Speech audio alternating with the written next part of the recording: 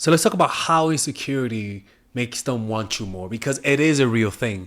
I've noticed that anytime I don't want someone, I feel highly secure. So there's no sense of impatience. There is no sense of time slowing down. There is no compulsive thinking, right? There's just complete stability. But when we meet someone that we like, our insecurities start to reveal themselves. Unconscious insecurities that you have about yourself come to the surface, right? And that's why I actually treat relationships as a spiritual practice because it provokes unconscious thoughts and unconscious feelings you have about yourself to come to the surface. But the problem is that it comes like a tsunami, right? So we're going to talk about why that's important, how you guys can do that in your life, and why you have to be okay with allowing people to feel insecure because the only reason why anyone would do anything romantic is because they feel insecure. So let's start with the first point. Okay, I noticed this one day. I was walking down the street and I saw a really pretty girl, and when I saw her, I became conscious of something that I've never noticed before. I noticed my self-esteem. And it felt like my self-esteem was like a thermometer, right? And I sensed that as soon as I saw that really pretty girl, my self-esteem momentarily went down and then up, right? So it went down when I saw her. And then once I stopped seeing her, it went back up. And I was like, that's interesting. Does that happen all the time? I've never been aware of that little dip of self-esteem, right? And the reason why that is because in order to desire something, your self-esteem and your sense of security has to be at a certain threshold in order for you to actually desire something. And it says upon encountering an individual to whom we're attracted to, it's common for our latent insecurities to emerge prominently. This phenomenon is underpinned by the social comparison theory, which suggests that individuals determine their social and personal worth based on how they stack up against each other. The sight of a potential romantic interest can trigger a comparison process, spotlighting perceived flaws, fostering a sense of inadequacy. Consequently, this diminished self-esteem influences our behavior and cognition, often leading to altered actions and thought patterns in an attempt to mask the insecurities or to seek validation. And so feeling this causes people to want to find a way to suppress this feeling. And people do it in many different ways. They either one, seek that person's validation, right? Two, seeking their validation is pretty much how most people do it. But another way is ignoring it, right? Disdain what you cannot have. But if a person does not see you and doesn't have that sense of insecurity, then what's really going on is that their feelings for you are not as intense as you might want it to be. It's just that simple. Because what would happen is that, so insecurity is what makes a person seek validation. If this person is not seeking your validation, you are making them feel too secure. They think you're always going to be there. Insecurity often stems from a sense of inadequacy or not feeling good enough in some aspect of our lives.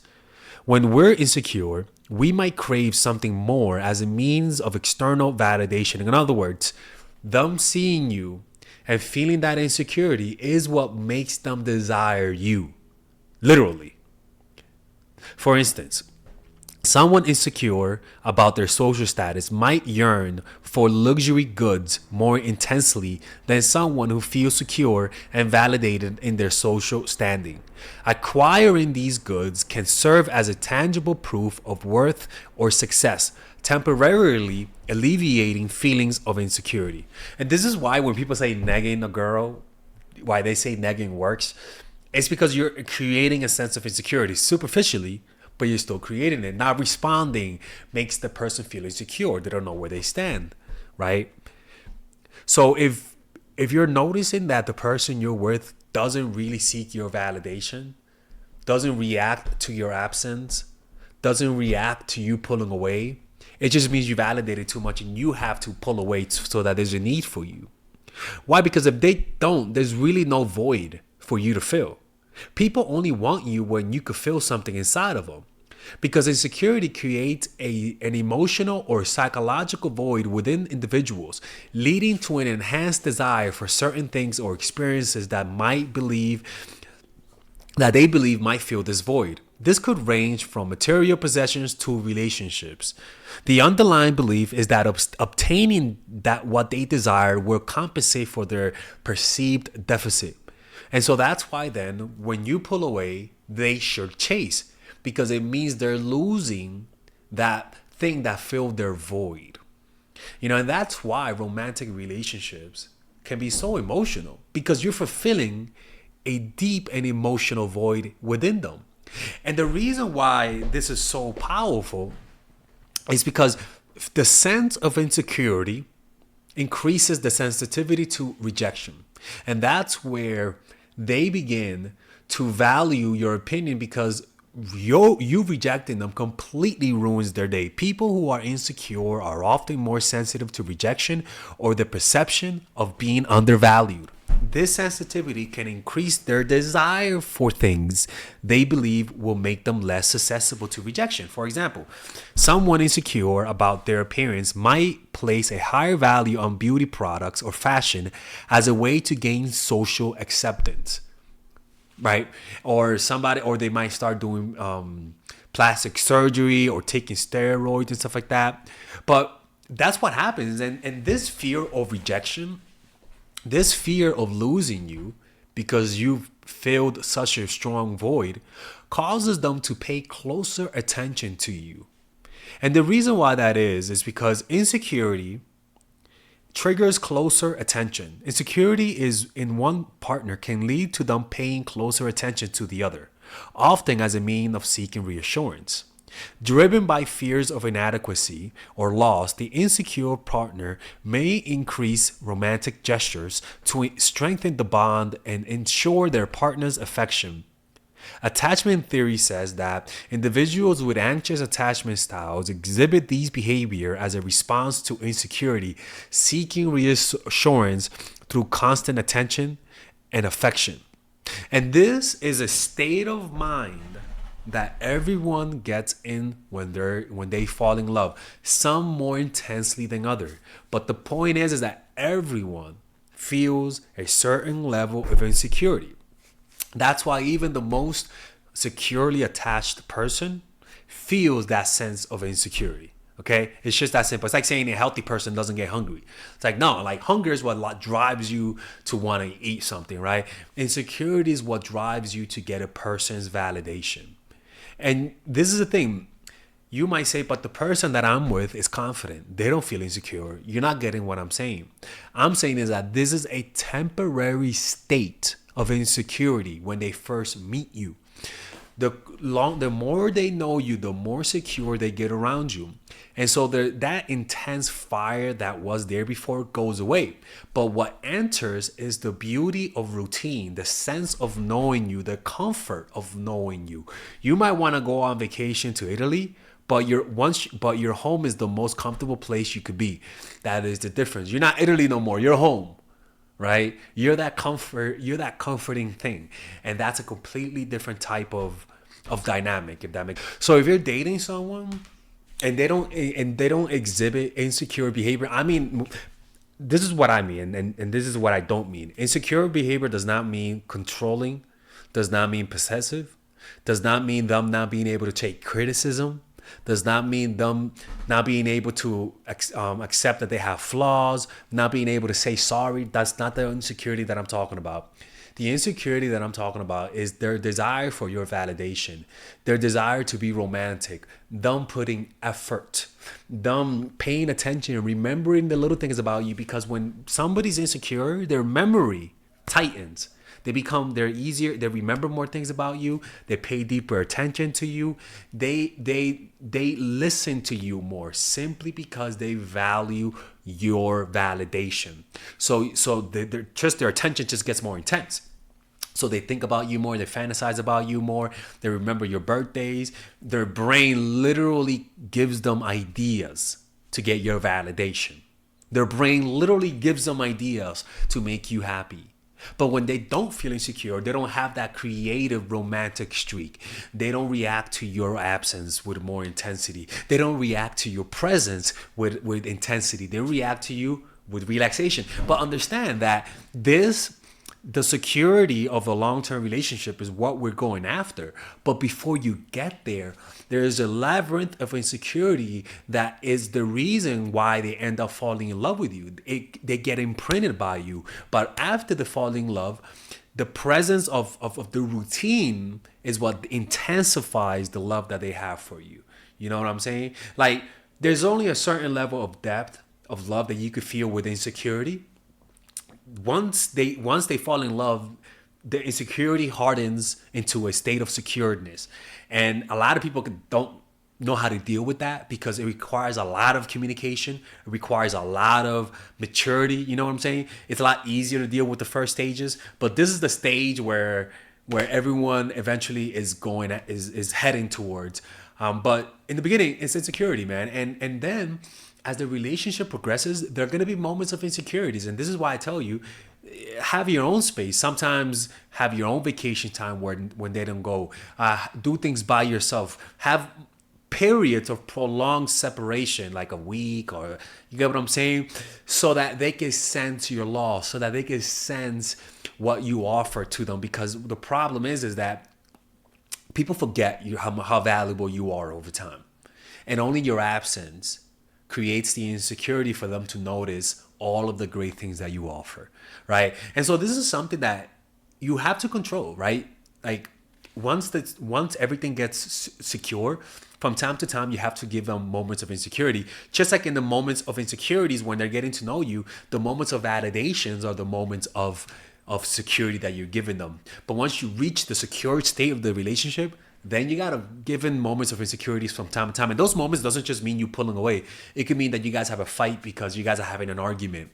And then you guys reconciliate. And the reconciliation after a fight creates that sense like, oh my God, I thought I lost you, but now we're back together. I'm glad we were able to talk it out. And one other thing is that when you meet someone, naturally you're gonna compare yourself. And when you like them, you're never going to give yourself a good chance. In other words, they're always going to be better than you when you like them. And the reason why is because when you meet people and you like them and you feel a sense of connection, a lot of the times we think we're never going to find someone like that again, right? And so because of scarcity, it increases their value. And a lot of the times we don't think highly of ourselves. We usually value other people's opinions more than ours.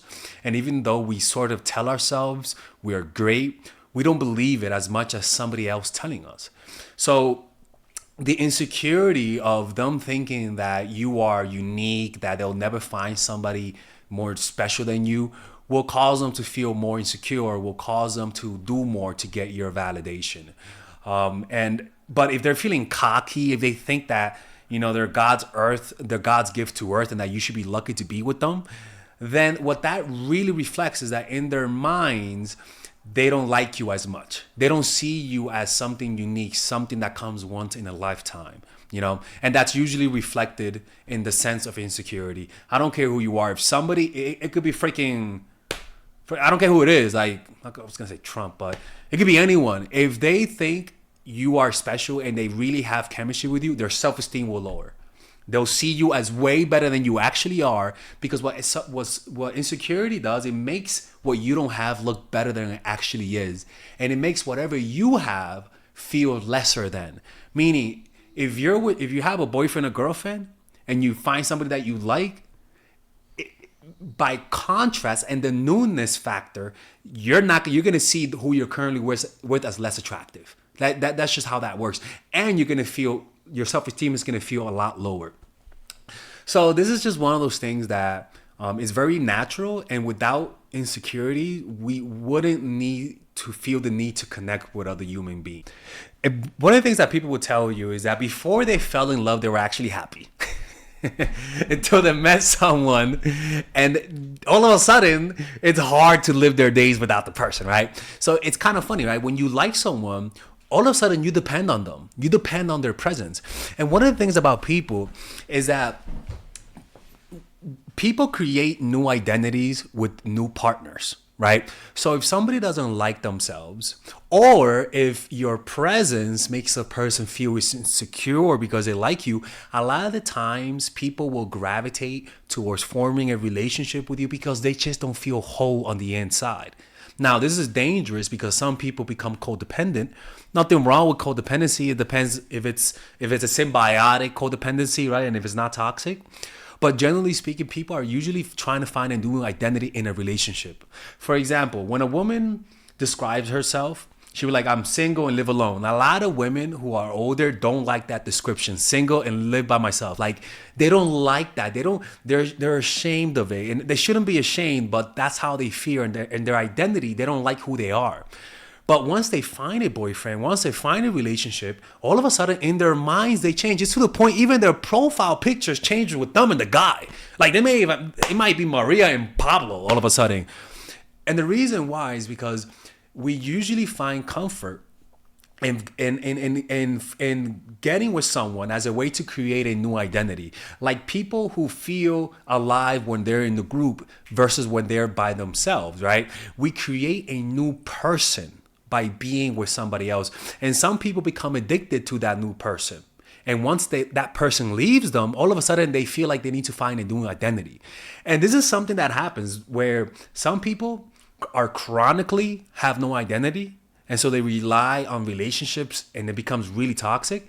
And then some people, like if you're a healthy person, you feel normal until you find someone that you like, you feel then insecure, and then you build a new identity with this person and your self-esteem rises. But once this person leaves, a healthy person is able to go back to normal without losing their sense of identity.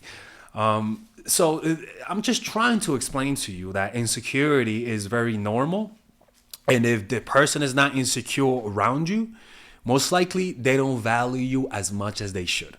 I'm not saying that they should be freaking stumbling because they feel so insecure. No, I'm just saying suffer a little bit, motherfucker. Like feel some pain in my absence. Okay.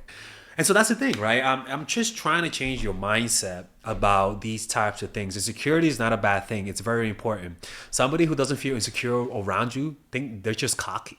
You know, if they like you, they will feel insecure. They will feel the fear of losing you. Okay? Anyways, if you guys want to work with me one-on-one, go to mindfulattraction.org and I'll see you guys. All right, ladies and gentlemen, if you guys ever want to learn how to use your feminine energy to influence people, learn how to use your masculine energy to become more assertive, and also learn how to blend both energies to improve your dating life, your spiritual life, honestly, your relationship life, your family life, your career life, this is the course for you. If I had to make a course for my nieces, I have two nieces, one is 19 and one is 15. 16. Holy shit. Oh my God, he's a bad fucking uncle. He's a bad uncle. Get him. Shut up, Melissa. You should get this course, right? And this is the course that I will make for them. So, for example, watch the curriculum, right? In the first week, we're going to be showing you how to establish a strong masculine foundation without letting it hurt your feminine energy. This masculine foundation is a source of who you are, right? It's your bodyguard. Without this, whatever feminine energy you create will be destroyed by the outside because your masculine is your shield. So we'll talk about goal setting. We'll talk about how to develop a serious attitude. We're going to be talking about how to use more logic, how to use more goal-oriented behavior. It's more how to be a man. Now the next one is how to embrace the feminine energy, right? This one would teach you about how to minimize excessive masculine traits, developing self-awareness, healing abundant feminine energy, regulating your emotion, mastering voice qualities and facial expressions, surrendering control and allowing pain to be felt. This is honestly, this will supercharge, like Kaioken, your masculine energy. After that, we have femininity in the workplace and how to be feminine in the workplace without letting people take advantage of you, and the nuances of how women on power should behave versus women who are subordinates in the workplace, and even the dress code. This is based on psychology, people. It's kind of insane. I'm actually excited about this one. The next week, we talk about navigating the labyrinth of male and female friendship. And this, a lot of women find confusing, so we talk about that. and how to identify envious friends, how to identify the good friends, how to keep male friends, and how to keep female friends. Week 5, we talk about how to release the burden of the past and stop and destroy mental projections. This is actually really powerful. And then week 6, we talk about how to increase your observational power so that you can read people better. And we have a bunch of bonuses. The course starts at $99, and you guys can pre-order the course today at $69 before it goes out. If you're watching this, most likely I'm in the meditation retreat, so most likely I will be praying for all of you guys.